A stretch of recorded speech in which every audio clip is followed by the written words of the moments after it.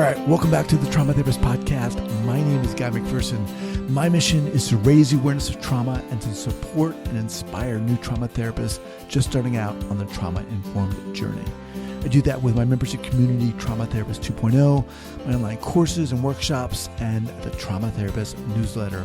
If you're a therapist of any kind and you work with individuals who've been impacted by trauma, I invite you to head on over to my website at thetraumatherapistproject.com. That's thetraumatherapistproject.com. All right, let's get started. All right, Riana, you ready to do this? Yes. All right. So 5, 4, 3, 2, and 1. All right, folks, welcome back to the Trauma Therapist Podcast. I am very excited to have as my guest today, Riana Milne. Riana, welcome. Hi, thank you for having me. I'm happy to be here. Awesome. So Riana was selected as one of the top coaches to follow in 2022 by Wealth Insider magazine. She's also been seen in Forbes. She's a certified global life, love, trauma, recovery, and mindset coach, a certified clinical trauma and addictions professional, and #1 best-selling author. She also is the host of a podcast called Lessons in Life and Love. She's an educational speaker and a licensed mental health counselor for over 22 years.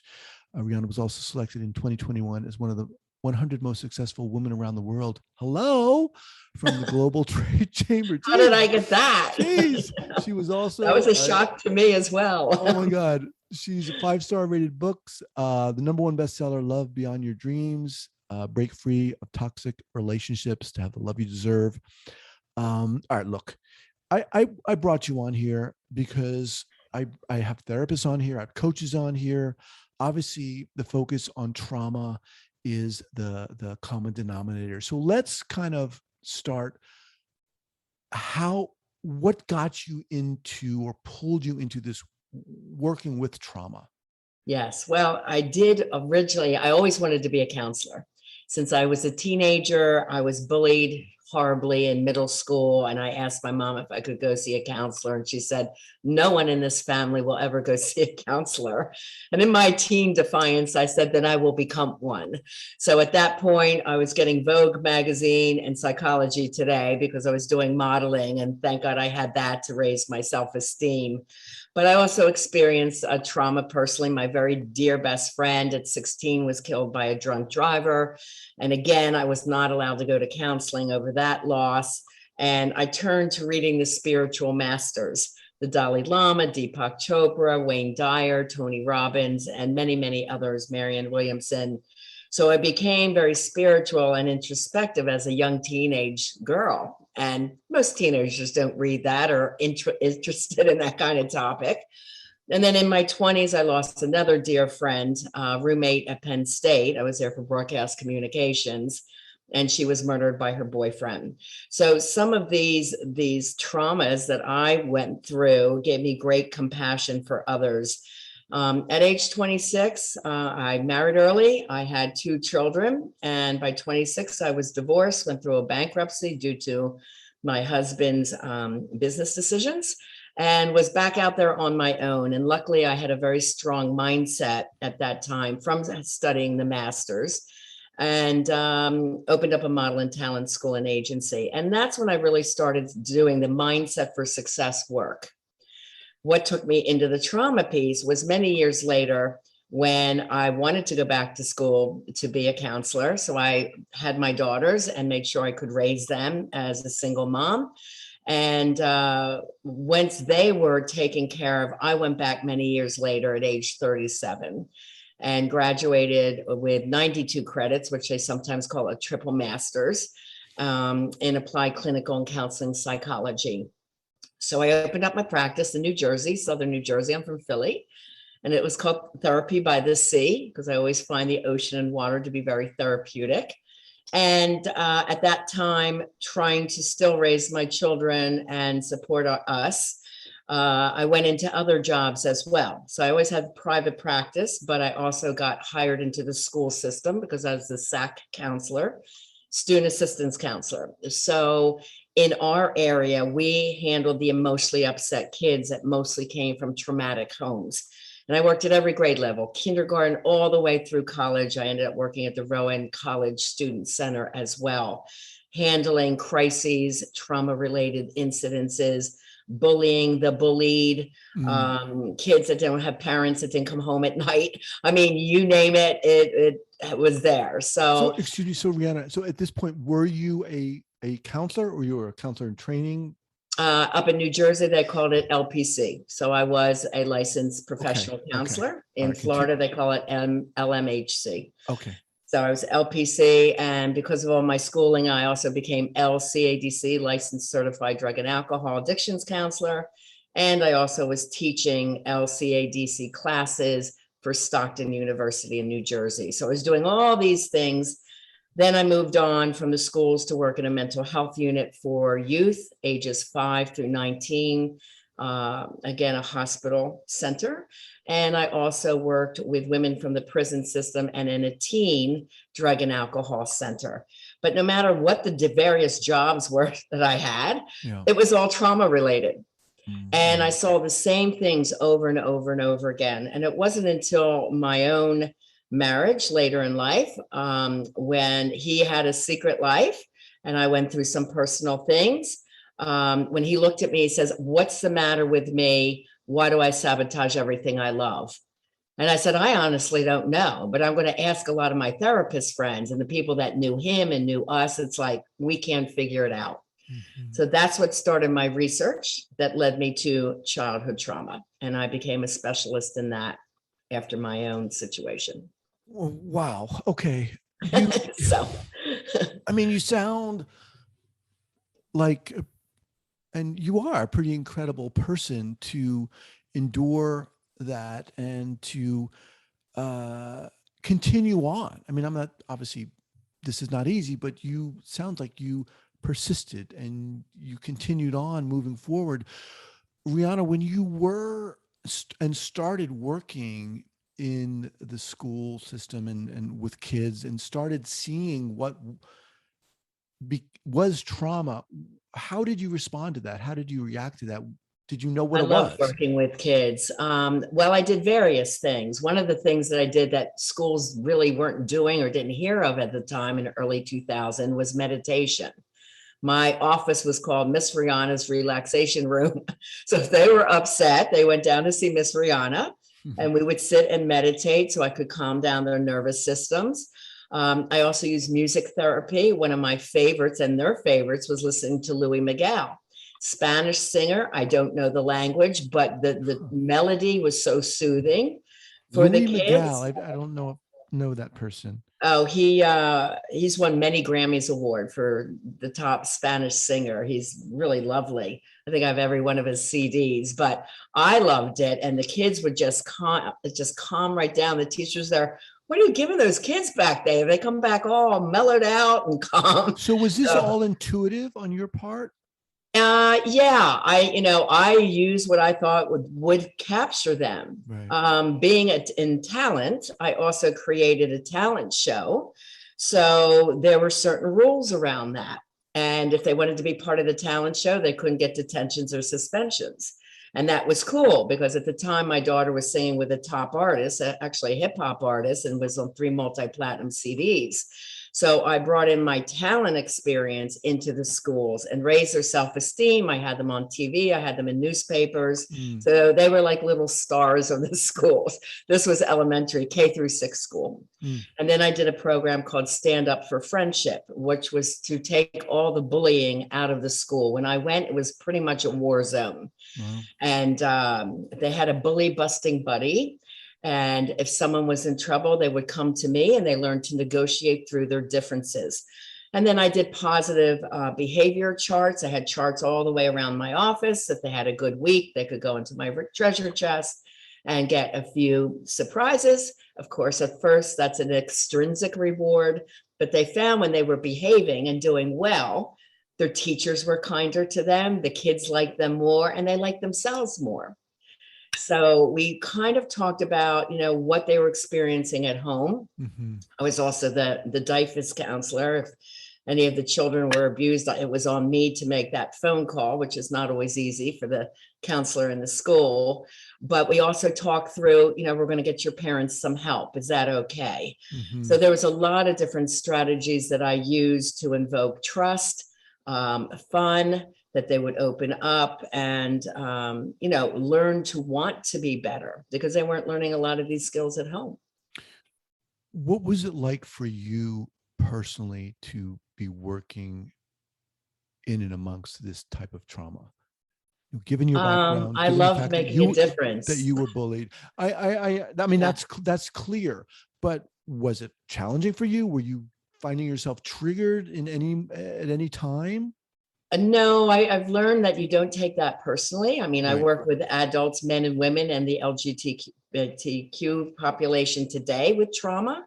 And we have to get them beyond their anger, their fear-based negative thinking, their anxiety, their depression, and it's all holistic that I use. I use vitamin therapies, meditation, definitely cognitive skills to overwrite these messages that keep coming up for them over and over again.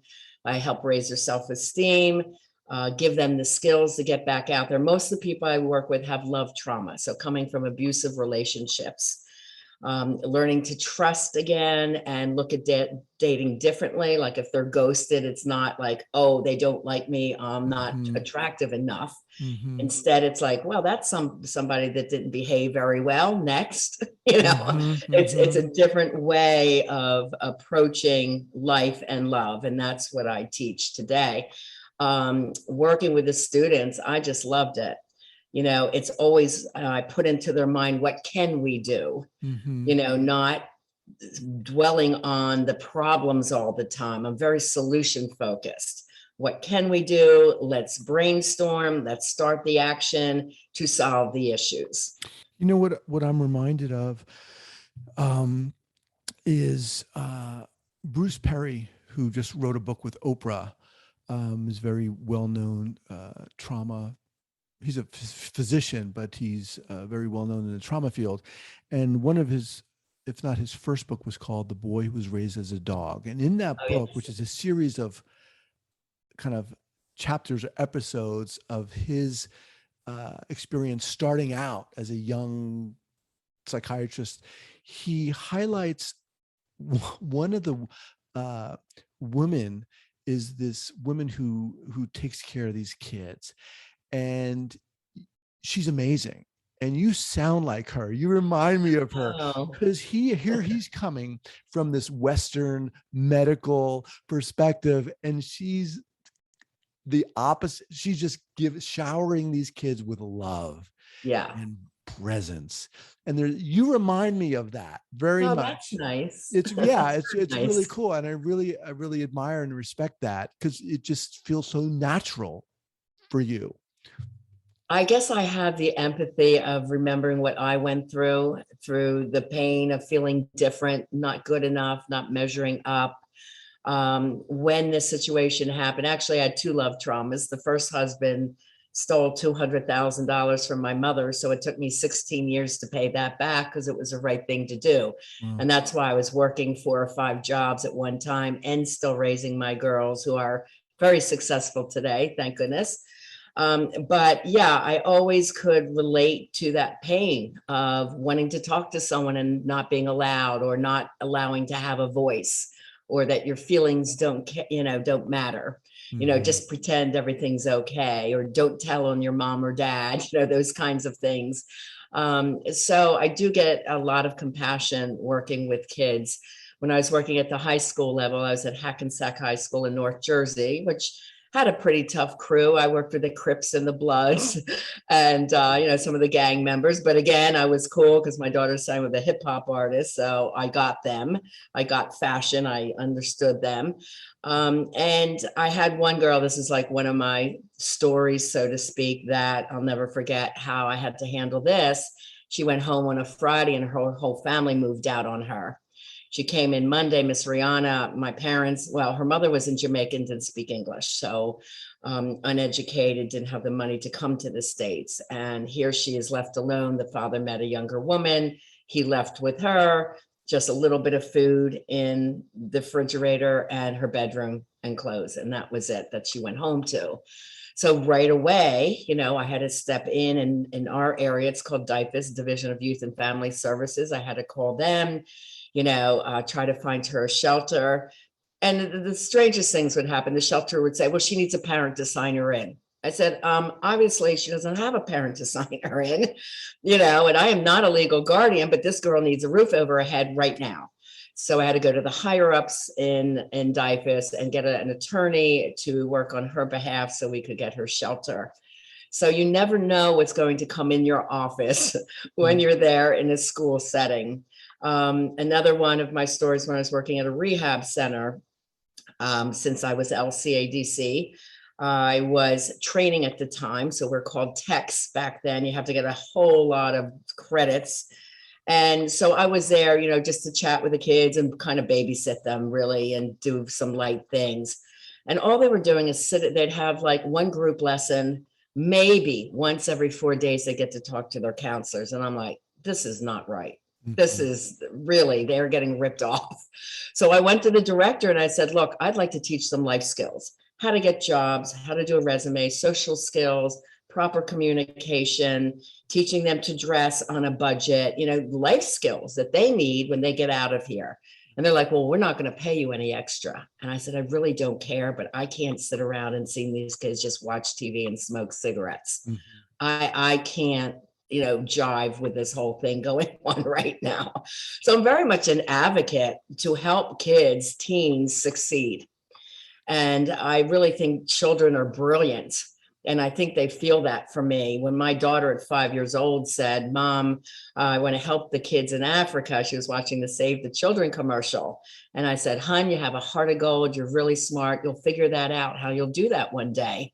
And her touring took her across the world. She ends up in Africa, started putting on water wells in Tanzania, Africa at the age of 20, and now has 21 water wells with her charity. So when the mindset for success, which is my book, Live Beyond Your Dreams, this is imperative to everyone's healing, growth, change, transformation. And I use that with all my clients still today. I've been doing that now for over 40 years. So even with my models and actors who came and their families are like, why are you doing that? You're not pretty enough. Or I had one girl, her parents say, look in the mirror, you're too fat. You're not going to be a model. You're throwing the money away. And she was like 22 and working for herself. She goes, it's my money and I'm going to believe in this dream. And she was a size 23. And I said, Jen, with my help, can you work with me to get you down to a size 16, 18? She goes, yes. I said, then we're going to promote you as a special size model. And she ended up making a ton of money with Ford special sizes. Wow. So the mindset is everything. And that's a big part of what I do. So we talked about your work with kids, but you also obviously work with adults. You mentioned women who've been in unhealthy, toxic relationships. Yes. Mm-hmm. Let's talk a little bit about that. Let me just ask a very simplistic question. Why do people get in? How do people get into them? How do they stay in relationships like that? Talk a little bit about that. Oh, yes. Well, this goes back to what I developed in 2012 called the Childhood Trauma Checklist. And I developed it once my ex-husband had asked me, what's the matter with me? And I started my research. And through the research, I put this list together thinking of all the clients I worked with, what I've personally gone through, what he went through. And this list is so exact that when I use it with my clients, it's so easy for them to self-do this and say, wow, when I go through this with them in the first session with me, they're like, I'm hearing things that I have never heard in therapy. And I've been in therapy 8 years. So in 1 hour, they learn more than they have in 7 years of therapy. Now, those are quotes from my clients. So, it's spelling it out very clearly to them why they are doing what they do. So if they're choosing toxic partners, why are they doing that? It's from the family dynamics. That's where it's from. So this checklist is can people access this on your website? Yes, my website's rianamilne.com, or I could tell you the top 10. And, you know, it's funny, I did that before I saw the ACE test, which was many years later, but I was very excited that Kaiser Permanente did a group of 17,000 plus people, but it was mostly around diet and health, right? Because they were overweight people, and they went into the childhood trauma and developed the ACE test. But I'm like, how could they miss abandonment? How could they miss kids that were bullied?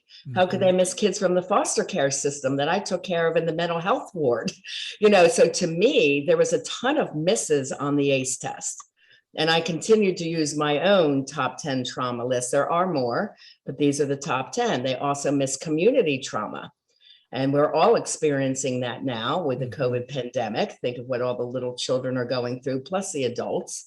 Or Mother Nature events where whole communities are, you know, flood, fire, hurricanes, you know, they're all displaced from their homes.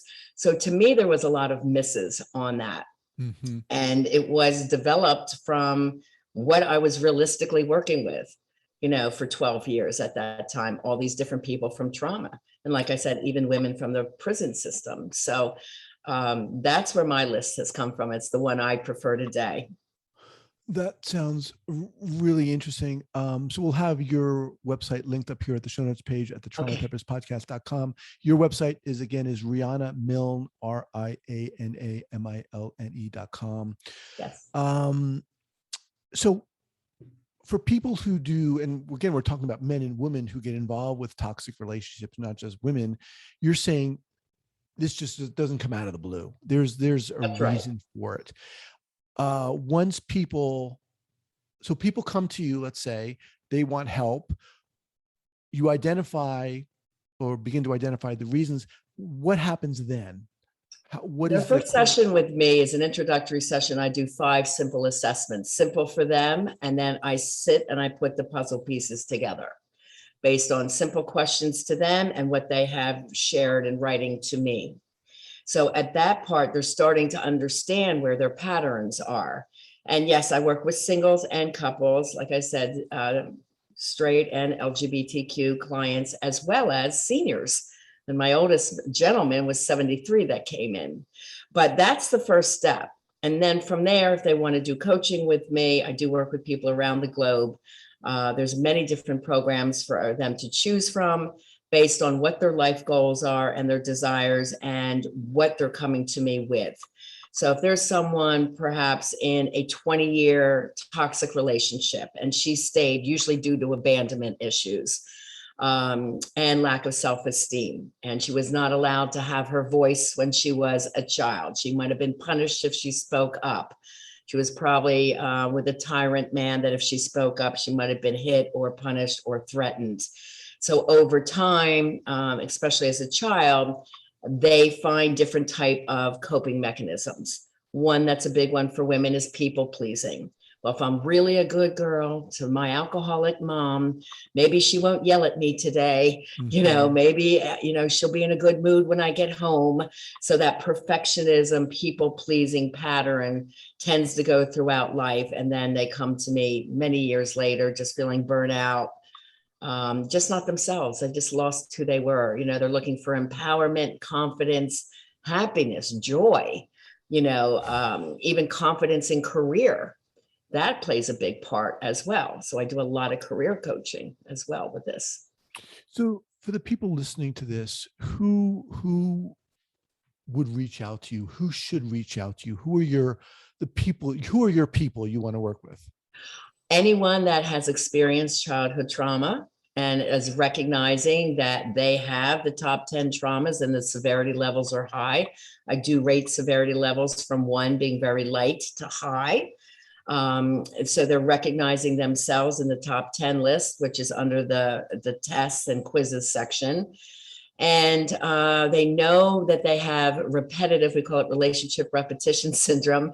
They keep choosing a toxic partner over and over again and can't figure out why.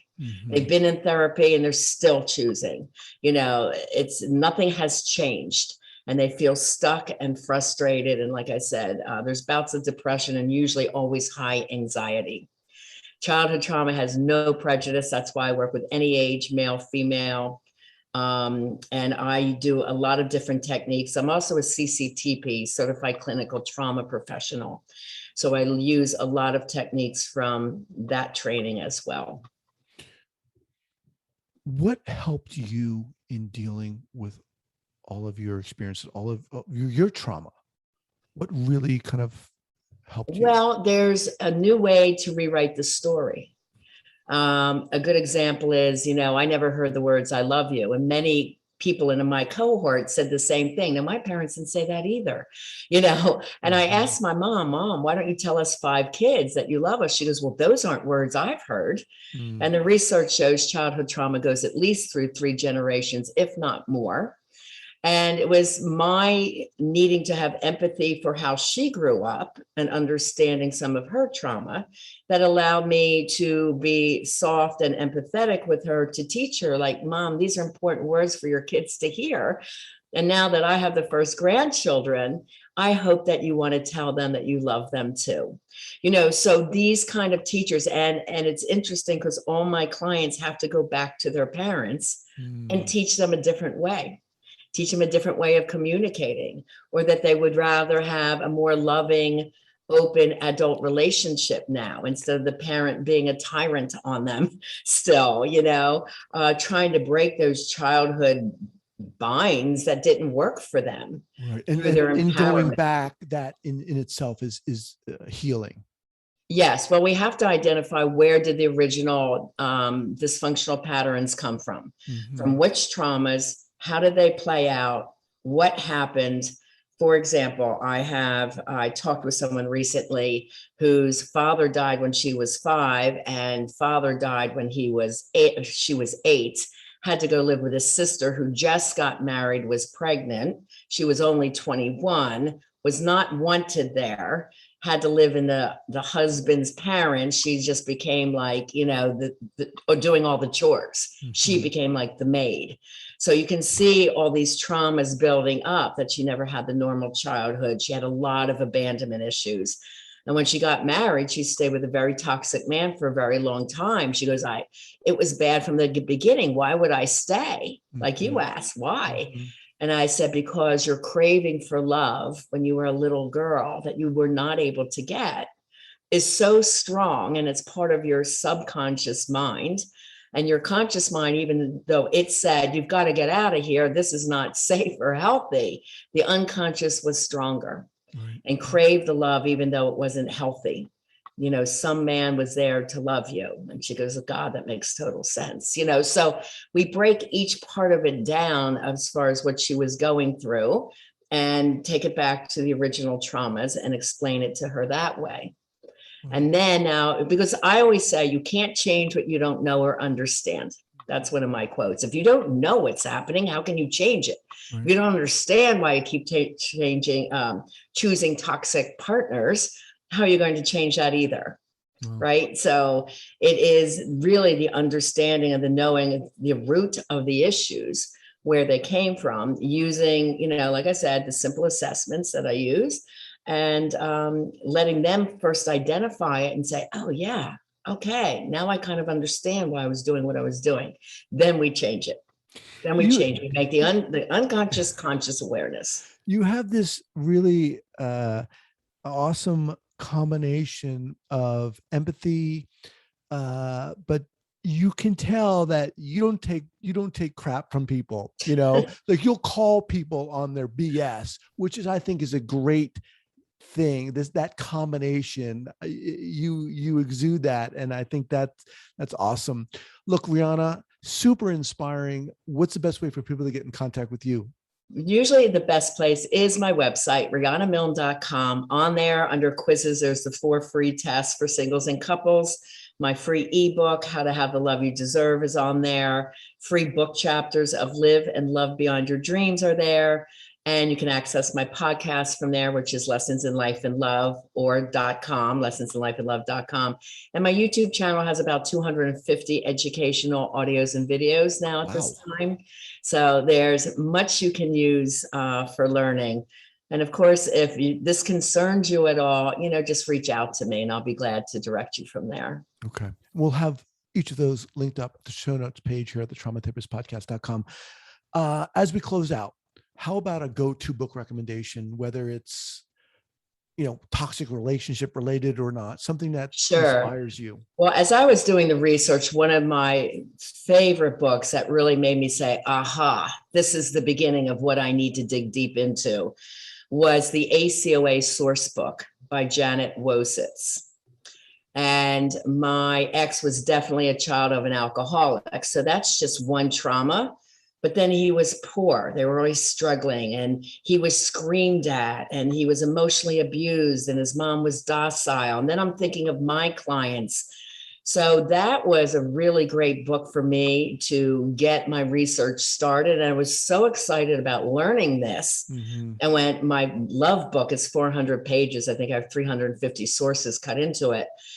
And when I sent it to him, he goes, oh my God, I finally get what's been wrong with me. And he was in his late 50s. So it was an aha moment for me, for everything that I was going through, for him. And I said, I have to go to the world with this message. And that's when I started, becoming a coach. I got certified as a life, love and relationship coach. And then I started writing the workbooks that my clients do with me. They're 150 pages based on the research. Awesome. Say the title of that book again. The ACOA Sourcebook, which stands for Adult Child of an Alcoholic. Got it. Okay. Sourcebook, but they usually just kind of zero in on the child with the alcoholic parents. Right. And that's just one of 10 traumas, having a parent with addictions. Right. Yeah. Riana, thank you so much for being here. Super inspiring. You're welcome. Thank you for having me. All right. Take care. Bye. Thank you so much for listening and supporting this podcast. And if you'd like to join the hundreds of other therapists who are each month keeping up to date and informed and inspired about what's going on in the world of trauma, I'd love to invite you to head on over to the Trauma Therapist newsletter. That's the traumatherapistnewsletter.com.